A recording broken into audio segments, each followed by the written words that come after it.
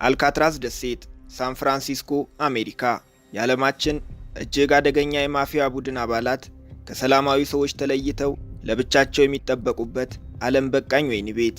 በእስር ቤትነት ባገለገለበት 29 ዓመታት አሜሪካን አንቀጥቅጠው የመንግስታቸውን ልብ አውልቀው ወደ አልካትራዝ ከተላኩ ወንጀለኞች መካከል ለታሪክ ከደሴቱ አምልጦ የወጣ አንድም እስረኛ አልተገኘም። ለነገሩ ደሴቱ ለአደገኛ ወንጀለኞች እስር ቤትነት የተመረጠበት ዋናው ምክንያትም ይኸው ነው። አልካትራዝ እንዲሁ እስር ቤት ብቻ ተብሎ የሚታለፍ አይደለም። ሰው ሰራሽ የሆኑትን የጥበቃ ስርዓቶች ብንተዋቸው እንኳን ደሴቱ በሶስት አደገኛ የተፈጥሮ ኃይሎች ይጠበቃል። ከአልካትራዝ እስር ቤት አምልጦ የወጣ አንድ ወንጀለኛ ከፊት ለፊቱ የሚጠብቀው ውቅያኖስ ነው። ውቅያኖሱ ዙሪያው በገደል የተከበበ በአደገኛ ወጀብ የሚናጥና የሰው ልጅ ቀበኛ በሆኑ አደገኛ ሻርኮች የተሞላ ነው። እናም ገደሉን ቢያልፉ ወጀቡን ቢያልፉ ሻርኩ አይምራቸውምና ከአልካትራዝ ለማምለጥ የሚሞክሩ እስረኞች ይኖራሉ ተብሎ አይታሰብም። ሆኖም ዛሬ የምንነግራችሁ ይህንን ሁሉ እምነት መና ስላስቀሩ እንኳን ለማድረግ ለማሰብ የሚከብደውን ከአልካትራዝ የማምለጥ እቅድ በተሳካ ሁኔታ ተግብረው እስር ቤቱ ተዘግቶ የቱሪስት መዳረሻ እንዲሆን ምክንያት ስለሆኑ 3 እስረኞች ታሪክ ነው። እስረኞቹ ዛሬም ድረስ ፋይላቸው አልተዘጋም። ኤፍቢአይ የለም ሰዎቹ ውቅያኖስ ውስጥ ሰጥመው ሳይሞቱ አይቀርም ብሎ ጉዳዩን ቢዘጋውም ፋይላቸው ወደ አሜሪካን ማርሻል ሰርቪስ ከተላለፈ በኋላ ግን አዳዲስ ፍንጮች መገኘት ጀመሩ። እስረኞቹ ከውቅያኖሱ ወጥተው ከአልካትራዝ ደሴት በቅርብ ርቀት ከሚገኘው ማሪን ካውንቲ መኪና ሰርቀው ስለማምለጣቸው ሪፖርቱ ያትታል። ኤፍቢአይ ያልተቀበለውም እንጂ ከዚህ በላይ ተአማኒ የሆነ መረጃ ከቤተሰቦቻቸው ተገኝቷል። ቤተሰቦቻቸው እንደሚሉት ከሆነ ልጆቻቸው በደቡብ አሜሪካ በሰላም እንደሚኖሩ በተደጋጋሚ አድራሻ ያልተጻፈበት ፖስታና ፎቶግራፍ እንደሚልኩላቸው ይናገራሉ። በፖስታው ላይ የሰፈረው የእጅ ጽሑፍ ከቀደመው የእጅ ጽሑፋቸው ጋር በባለሙያ ተመሳክሮ ጽሑፉ በትክክል የነሱ ስለመሆኑ ማረጋገጫ ተሰጥቶበታል። ያም ሆኖ ዛሬም ድረስ የአሜሪካ መንግስት ሰዎቹ የት እንደሚገኙ ሊደርስባቸው አልቻለም። መላው ዓለም በፊልም፣ በመጽሐፍ፣ በዶክመንተሪና በተከታታይ ድራማ መልክ እየሰራ የተደነቀበትን ይህንን የምንጊዜም አስገራሚ ታሪካቸውን ለዛሬ ይዘንላችሁ ቀርበናል። አልካትራዝ ደሴት ከሳን ፍራንሲስኮ የውቅያኖስ ዳርቻ በ1 ማይል ርቀት ላይ ይገኛል። የአልካትራዝ እስረኞች እያንዳንዳቸው የየራሳቸው ጠባብ ክፍል ሲኖራቸው 24 ሰዓት በጥበቃ ፖሊሶች እይታ ውስጥ ሆነው ከፍተኛ ክትትል ይደረግላቸዋል።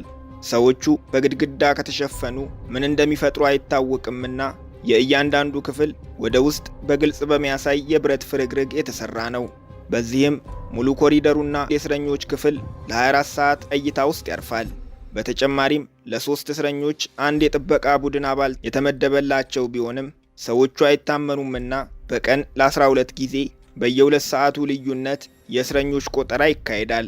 ይህን የጥበቃ ስርዓት አልፎ ከክፍሉ የወጣ እስረኛ በግቢው ዙሪያ በሚገኙ 6 ረጃጅም ማማዎች ላይ የሚገኙ ስናይፐር የያዙ አልሞ ተኳሾች ይጠብቁታል።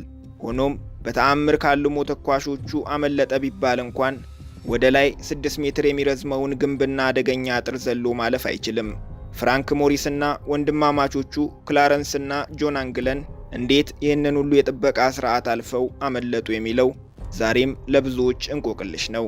ነገሩን ለመረዳት እንዲያመቸን እስኪ ከሰዎቹ ማንነት እንጀምር።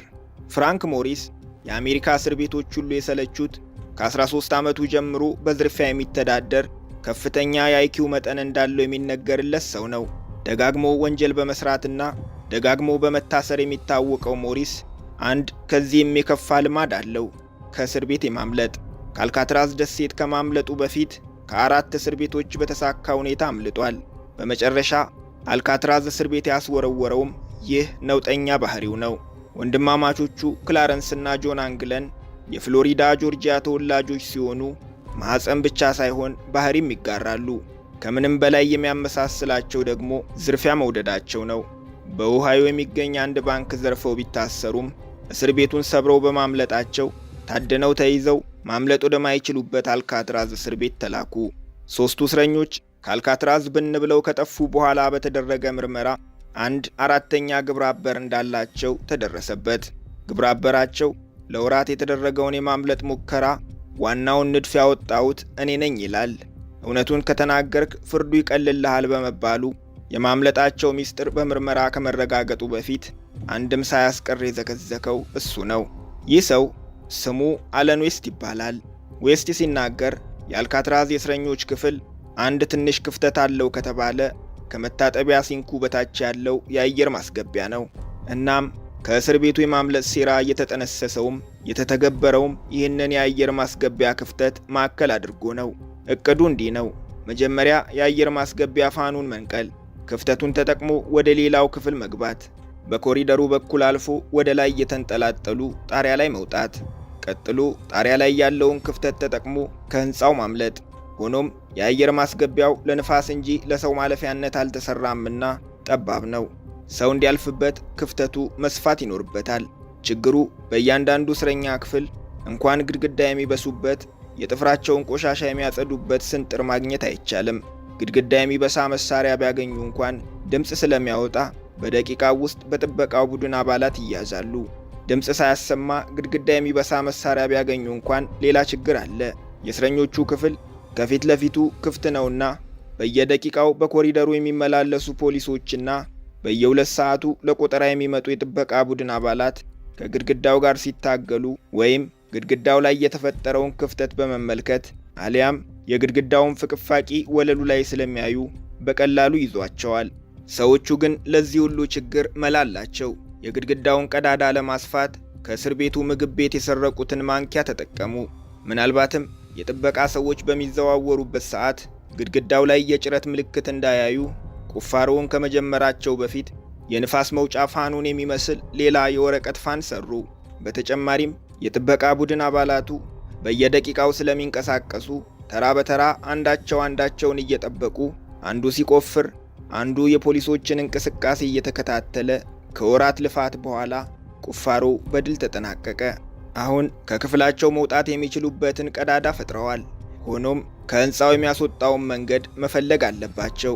ለዚህም የእስር ቤቱ መብራት የሚጠፋበትን ሰዓት እየጠበቁ በቀዳዳው በኩል ከክፍላቸው እየሾለኩ እንዴት ከታሰሩበት ህንፃ መውጣት እንደሚችሉ አጠኑ። ከክፍላቸው ጀርባ በሚገኝ ዩቲሊቲ ኮሪደር በኩል ወደ ላይ ተንጠላጥለው ጣሪያ ላይ ባለ ቀዳዳ በመሽለክ ከህንፃው ማምለጥ እንደሚችሉ ቢደርሱበትም እዚህም አንድ ችግር ገጠማቸው። ጣሪያው በቀላሉ የማይከፈት የብረት ክዳን አለው። በመሆኑም ብረቱን ለመቁረጥ የሚሆን መሳሪያና ተጨማሪ ጊዜ ያስፈልጋቸዋል። ከእስር ቤቱ ወርክሾፕ የቫኪዩም ክሊነር ሞተርና የብረት መቁረጫ ምላጭ በመስረቅና ከቁርጥራጭ ብረቶች የተሰራ ድሪል በመጠቀም ብረቱን መቁረጥ የሚችሉበትን መፍትሄ አገኙ። ሆኖም የጣሪያውን ክዳን ለመቁረጥ ወደ ላይ ሲወጡ ለቁጥጥር የመጡ ፖሊሶች በክፍላቸው ካጧቸው ጨዋታው ፈረሰ ማለት ነው። ወንድማማቾቹ ክላረንስና ጆን አንግለን ለዚህ መፍትሄ አለን አሉ። ሁለቱ ወንድማማቾች የታወቁ ሰዓሊዎች ናቸው። እናም እነሱ በማይኖሩበት ሰዓት እነሱም መስሎ አልጋቸው ላይ የሚተኛ ቁስ ስለመፍጠር አሰቡ። የመጸዳጃ ቤት ወረቀት፣ የግድግዳውን ፍቅፋቂ ሲሚንቶና የገላ መታጠቢያ ሳሙና በመጠቀም የሰው ጭንቅላት የሚመስል ቅርጽ ሰሩ። ከእስር ቤቱ የእስረኞችን ፀጉር አሰባስበው በሙጫ ከቅርጹ ጋር አጣበቁት። እናም ከክፍላቸው ሲወጡ አርቲፊሻል ጭንቅላታቸውን ሰው አስመስለው በብርድ ልብስ ጠቅልለው ያስተኙታል። በዚህ መልኩ የጣሪያውን ክዳን መክፈት ቻሉ። አሁን አንድ ነገር ይቀራቸዋል። እስር ቤቱን ከከበበው ውቅያኖስ ማምለጥ የሚችሉበት ሌላ ዘዴ። ሰዎቹ ለዚህም ቀድመው ተዘጋጅተውበታል። ከእስር ቤቱ ለወራት እየሰረቁ ያጠራቀሟቸው 50 የዝናብ ልብሶች አሏቸው። እነዚህን ልብሶች እየቀደዱ በሙጫ በማያያዝ መነፋት የሚችል ጀልባ አድርገው ሰሯቸው። ቀጥሎ ከእስር ቤቱ ወርክሾፕ እንጨት ሰርቀው የጀልባ መቅዘፊያ አድርገው ሰሩት። አሁን የሚጠበቀው የማምለጫው ቀን ነው። ሰኔ 11 ቀን 1962 የመጨረሻዋ ቀን ሆነች። ቀድመው የተለማመዱት ድራማ ነበርና ባዘጋጁት መንገድ እየተሽለኮለኩ የህንፃው ጣሪያ ላይ ደረሱ። እዚህ ጥንቃቄ ያስፈልጋል። ሙሉ ግቢው በፓትሮል ይጠበቃል። ግቢውን የሚሽከረከር ከፍተኛ የፓውዛ መብራት አለ። በዛ ላይ አጥር። ሰዎቹ ልምድ አላቸውና ፖሊሶቹም መብራቱም እንዳያገኛቸው ከፍተኛ ጥንቃቄ በማድረግ በኪችኑ በኩል ያለ የውሃ መውረጃ ቱቦ በመጠቀም ከህንፃው ወረዱ። ቀጥሎ አንድ በአንድ አጥሩን እየተንጠላጠሉ ወረዱ። ከአጥር ወርደው ውቅያኖስ የገቡበት የመጨረሻዋ ቦታ ይህች ናት። የእስር ቤቱ ፖሊሶች የሰዎቹን መጥፋት ያወቁት ሲነጋ ነው። ሦስቱም እስረኞች መነሳት ባለባቸው ሰዓት አልተነሱም። ቢጠሩ አይሰሙም። አንድ የጥበቃ ቡድኑ አባል በያዘው ዱላ የሞሪስን ጭንቅላት ነካ አደረገው። ምናልባትም በሕይወት ዘመኑ እንዲህ ደንግጦ ላያውቅ ይችላል። የሞሪስ ጭንቅላት ከአካሉ ተቀንጥሶ መሬት ላይ ወደቀ። በድንጋጤ የእስር ቤቱን አላርም ነክቶ ግቢውን በጩኸት ደበላለቀው። አሜሪካ ታመሰች። ጋዜጦች፣ ሬዲዮና ቴሌቪዥን አልካትራዝ እስር ቤት ተደፈረ አሉ። አልካትራዝ ደሴት በየብስ በአየርና በባህር ቢበረበር ከዛን ቀን ጀምሮ ሦስቱን ሰዎች አይቻቸዋለሁ የሚል ሰው አልተገኘም። በዛ ሰዓት 3 እስረኞች ከአልካትራዝ እስር ቤት ስለ መጥፋታቸው እንጂ እንዴት እንደጠፉ ማንም አያውቅም ነበር። ሆኖም ሚስጥሩን የሚያውቅ አንድ ሰው እዛው አልካትራዝ ደሴት ውስጥ ይገኝ ነበር። አለን ዌስት ይባላል። አልካትራዝን ከደፈሩት 3ቱ ሰዎች ጋር ሲሰራ የቆየ ታሳሪ ነው።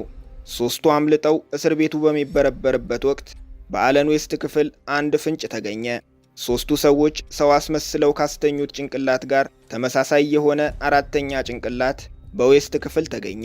አለን ዌስት ተይዞ ሲመረመር ከመጀመሪያ ጀምሮ የነበረውን አጠቃላይ እቅድና አተገባበር ዘከዘከው። እንደ አለን ዌስት ገለጻ ከሆነ እቅዳቸው ከአልካትራዝ ካመለጡ በኋላ በ2 ማይል ርቀት ላይ ወደሚገኘውና ማንም ወደማይኖርበት ኤንጅል ደሴት መሄድ ነው። ከኤንጅል ደሴት በጀልባ ወደ ማሪን ካውንቲ መሄድ፣ ከማሪን ካውንቲ መኪና ሰርቆ ለዘለዓለም ወደማይገኙበት ወደ የራሳቸው ዓለም መጥፋት። ሰዎቹ እቅዱን በትክክል እንደተገበሩት የሚያሳዩ 2 ከዝናብ ጃኬቶች የተሰሩ የጀልባ ክፍሎችና 2 መቅዘፊያዎች በኤንጅል ደሴት አካባቢ መገኘታቸው ለአለን ዌስት ምስክርነት አመኔታን አስገኝቶለታል። ሆኖም ከ17 ዓመታት ፍለጋ በኋላ ኤፍቢአይ የማይገኝ ነገር መፈለግ ሰለቸኝ፣ ሰዎቹ አላመለጡም፣ በውቅያኖስ ውስጥ ሰጥመው ሞተዋል ሲል በ1979 ፋይላቸውን ዘጋው። ኤፍቢአይ ጉዳዩን ይዝጋው እንጂ ፋይሉ ወደ አሜሪካ ማርሻል ሰርቪስ ተዘዋውሮ ምርመራው ቀጠለ። በ2003 ዓ.ም የአሜሪካ ማርሻል ሰርቪስ አዲስ አለቃ ተሾሙለት። ሰውየው ከአልካትራዝ እስር ቤት ያመለጡት የ3ቱ ሰዎች ፋይል እንደገና በጥብቅ እንዲመረመር አዘዙ። የሚገርመው በወቅቱ ኤፍቢአይ ችላ ብሎ ያለፋቸው አስገራሚ መረጃዎች ተመዝግበው ተገኙ። ሰዎቹ ባመለጡበት ቀን ማግስት በማሪን አንዲት ሰማያዊ ሼቭሮሌት መኪና ስለመጥፋቷ ሪፖርት ተደርጎ ነበር። የሚገርመው ደግሞ ከአካባቢው ነዋሪዎች በተገኘ መረጃ መሰረት መኪናዋ በጠፋችበት ሰዓት 3 ሰዎች መኪናዋ ውስጥ ተቀምጠው ታይተዋል። ይህም አለን ዌስት እቅዳችን ከማሪን መኪና ሰርቆ ማምለጥ ነበር ካለው ጋር አንድ ሆኖ ተገኘ። ፋይሉ በደንብ ሲመረመር በዛው ቀን የተመዘገበ አንድ የትራፊክ አደጋ ተገኘ። አደጋው የደረሰበት ሰው በሰጠው ቃል መሰረት አደጋው የደረሰበት ሰማያዊ ሼቭሮሌት መኪና የያዙ 3 ሰዎች በኃይል መኪና እየነዱ ሲመጡ እነሱን ለመሸሽ ባደረገው ጥረት ከመንገድ በመውጣቱ ነበር። ይህ መረጃ የተገኘው ሰዎቹ ካመለጡ ከ41 ዓመታት በኋላ ነውና ለታሪኩ አጋዥ መረጃ ከመሆን ባለፈ ወደ ሰዎቹ የሚመራ ሆኖ አልተገኘም። የአንግለን ወንድማማቾች ቤተሰቦች ግን ከዚህ የተሻለ መረጃ አለን ይላሉ። እህታቸው ይፋ ባደረገችው መረጃ መሰረት ወንድሞቿ ካመለጡ ከ4 ቀን በኋላ አንድ አጭር ደብዳቤ ደርሷታል። አድርገነዋል፣ ሞሪስ፣ ክላረንስ እና ጆን አንግለን ይላል ጽሑፉ። በተመሳሳይ ቀን ይኸው ደብዳቤ ለእናትና አባታቸውም ተልኮላቸዋል። በዚህ ሳያበቁ ከእስር ቤቱ ካመለጡበት ቀን ጀምሮ በሚከበሩ በዓላት ሁሉ ቤተሰቦቹ የፖስት ካርድ ስጦታ ይላክላቸው ነበር። በፖስታው ሽፋን ላይ ያለው አድራሻ ፖስታው የመጣው ከደቡብ አሜሪካ እንደሆነ ይናገራል። በፖስት ካርዱ ላይ ያለው የእጅ ጽሑፍ ከበፊት የእጅ ጽሑፋቸው ጋር ሲመሳከር ጸሐፊዎቹ ራሳቸው እንደሆኑ ይገልጻል። ከዚህ በላይ የሚገርም ሌላ ክስተት አለ። ክላረንስና ጆን አንግለን ካመለጡ ከጥቂት ዓመታት በኋላ ወላጅ እናታቸው አረፉ። ለእናታቸው ሽኝት በቤተ ክርስቲያን በተዘጋጀው ፕሮግራም ላይ የተገኙ ሰዎች አንድ በአንድ ከወጡ በኋላ 2 ፊታቸውን የተሸፋፈኑ ሴቶች ወደ ውስጥ ገብተው ቃል ሳይተነፍሱ ለረጅም ደቂቃ አንብተው እንዳመጣጣቸው ቃል ሳይተነፍሱ ተመልሰው ወጡ። ጠባብ በሆነችው ከተማ ውስጥ የአካባቢውን ነዋሪዎችና አዲስ መጤዎችን መለየት እጅግ ቀላል ነው።